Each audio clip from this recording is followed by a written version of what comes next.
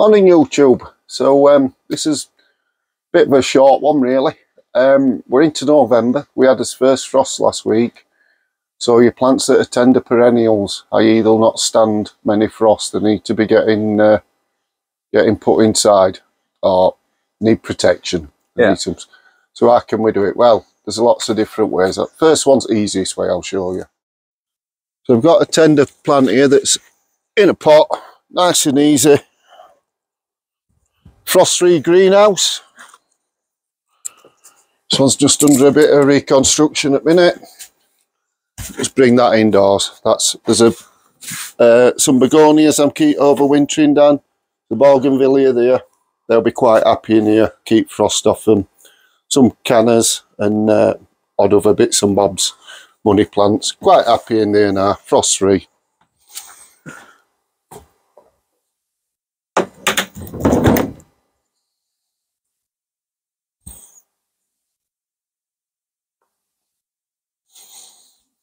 There's this plant here, this Agastacia beekeeper's plant. Can start them off from seed every year, which I will be doing, but I want to try and overwinter that one as well. Yeah. For some cuttings off it.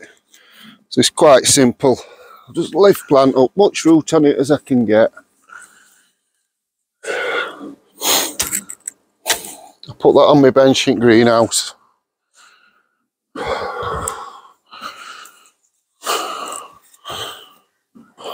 Just take a lot of this orphic growth off, so it's only going to cause problems over winter if you leave it all on. Oh, it smells lovely this time. It does.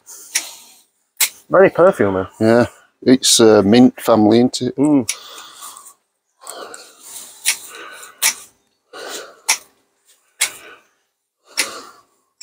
Wow, it's more like spearmint, isn't it? I'm not going to do it this moment, but all I'm going to do with that now, so I'll clean a lot of this soil off and I'm going to stick it into a 2-3 litre pot, leave it in pot in a frost-free greenhouse over winter, take some cuttings off in spring and then replant.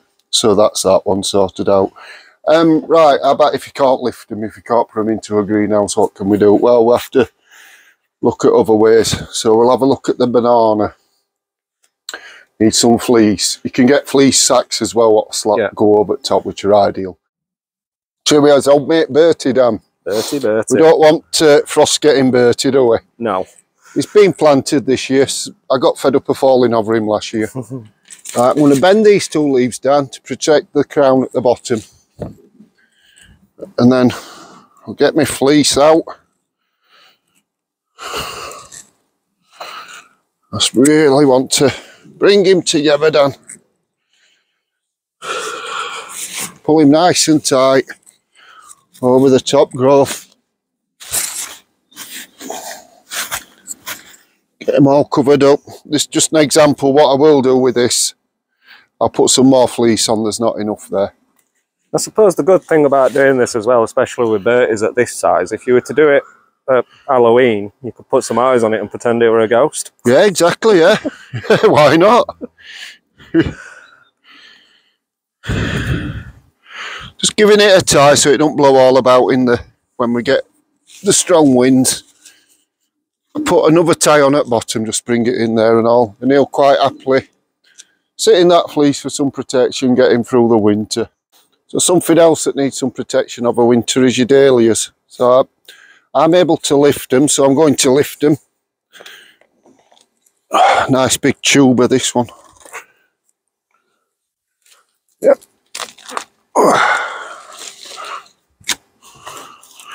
As much of this soil off as you can.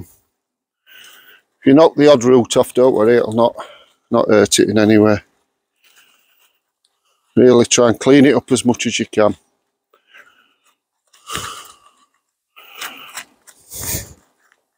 Again, want to get it into a frost-free position over winter. If you're not able to lift your dahlias, wait till they've turned black, alt top growth, they've had a frost on them.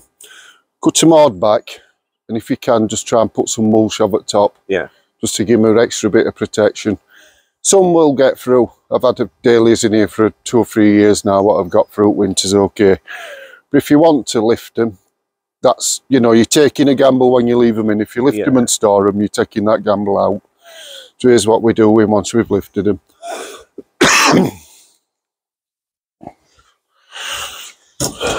So this is a little bit early to be doing them, but because of commitments, I've got to do it now. And next week, got to shut it top, Grove. That one's a good one, Dan. It is. They're sharp, them secateurs. Like chewing on a dog's ear. So anyway, you're left with something like that with your tuber. Let's take that bit off. I think it's because of soil that's on them. Yeah. So what I'll do is I'll just nip some of this off just to make it. Try these. Make it a bit easier to store.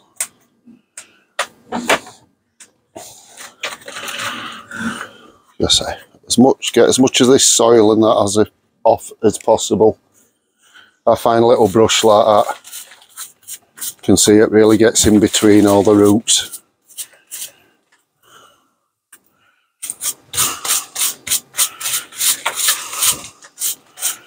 So all damp soil's going to do is increase your problems with moulds and funguses and rot.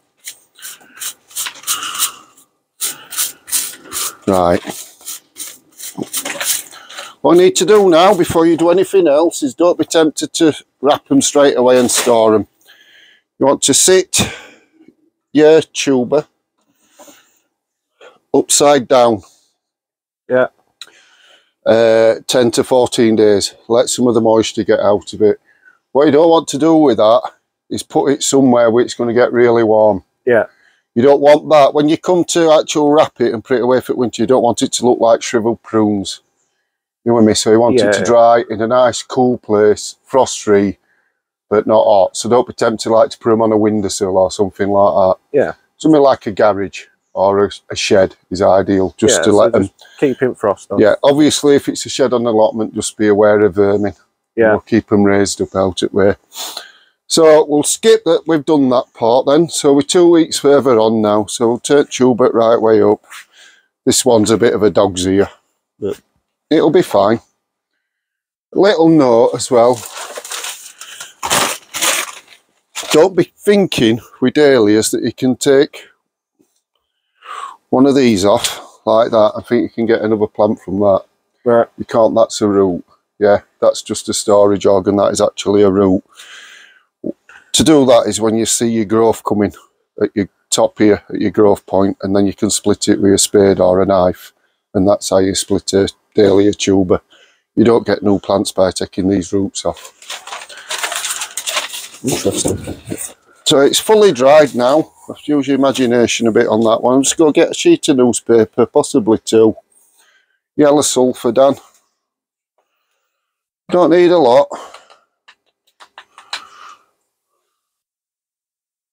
Dan's going to say what you're doing that for. I am going to say what you're doing that for. Because yellow sulphur, it just helps keep it on that dry side. Keep them fungi, funguses, moulds and rot off, yeah.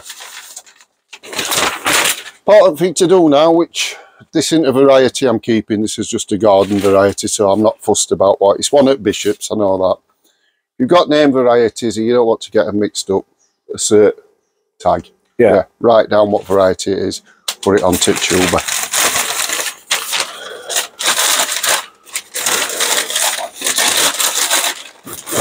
Basically, you're just folding him up into paper. Yeah. Need another sheet, it's come through bottom.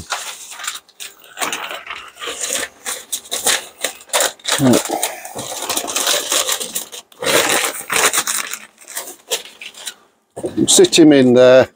If you've got 2 or 3 varieties, what I do with mine is I put all the same varieties into one of these trays, and then again store these same as what you did for drying.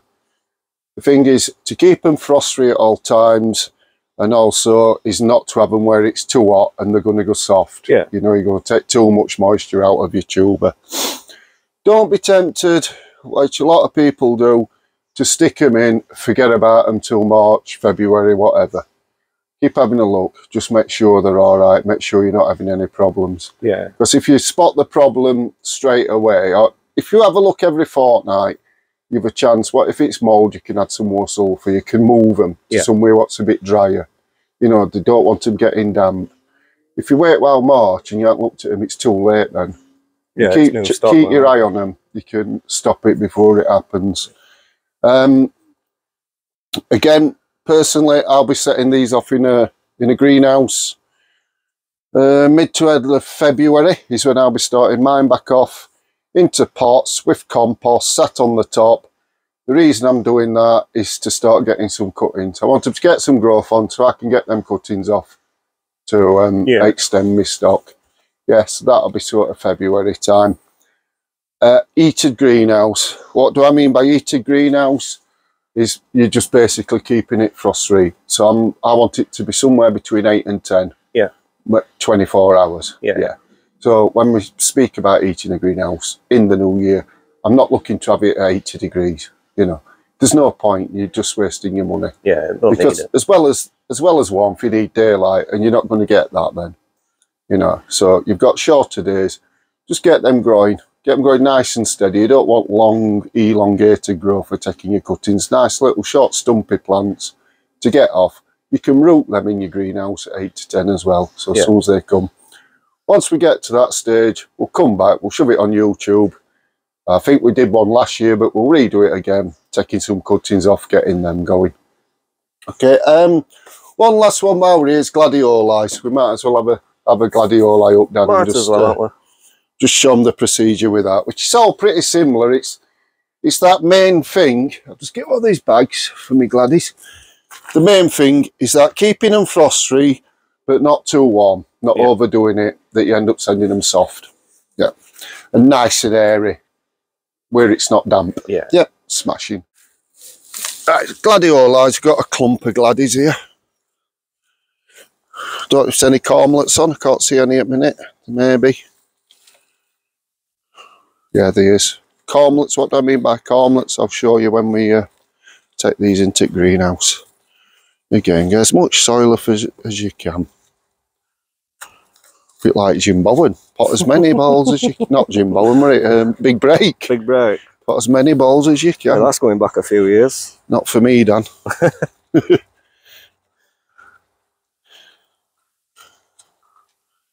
Right, so you got your gladioli up. Oops. Just split these up. Where's it gone? Where's the sieve? Where's it gone? Do it on some paper. Right. Take my gloves off. I'm a tactile kind of guy. Take top growth off, don't want that anymore. Right, you get in on these, Dan. These are what we call cormlets, yeah? Quite a few on that one, isn't there? Yeah.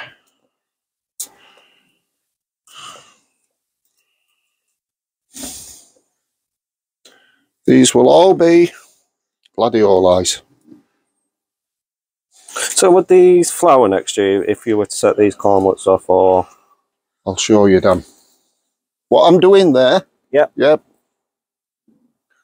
Just gone over now.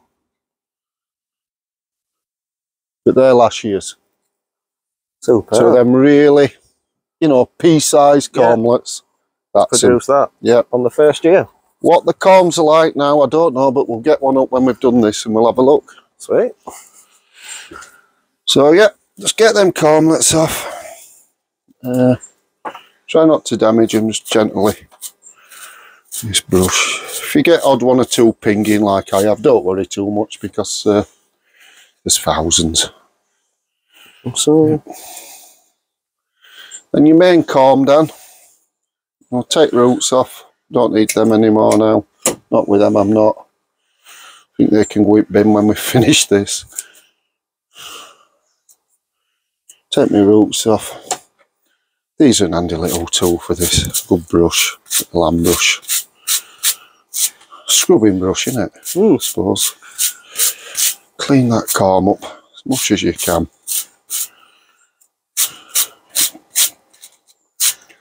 And again, same as the dahlias. Put them in a nice frost-free place, not too warm. You don't want to start encouraging growth at this time of year. It's not beneficial. Save them for next year. Plant them out after all signs of frost have gone. Another one on that. Someone told me ages ago, like, you can't really tell on this one, but they have like a basil plate, don't they? Yeah. And someone told me that you need to take that off when you replant them. Is that? Something I've never done. I can't see any great benefit in it. And they could take all your roots out when they do out, so you go right back to the basil plate to encourage, you know, the fresh roots, fresh growth. But, no, it's not something I've ever done. There might be something in it, I don't know. It's the first time I've heard that done. Yeah, I mean, if anybody else out there knows, put it in the comments. Yeah. Right, it's these cormlets then. Get a paper bag. If you want paper bag, you don't want to be putting them in plastic bags or anything that's going to make them sweat. I did have my little sieve. Ah, there he is. Found it.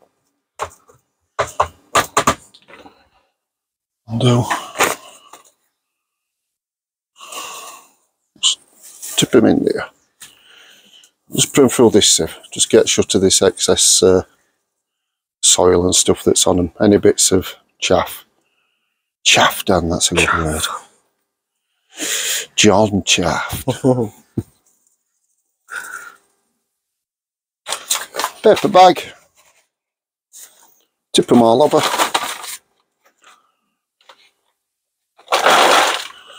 Yep. Again, put them somewhere nice and frost-free. You can stick them in a drawer.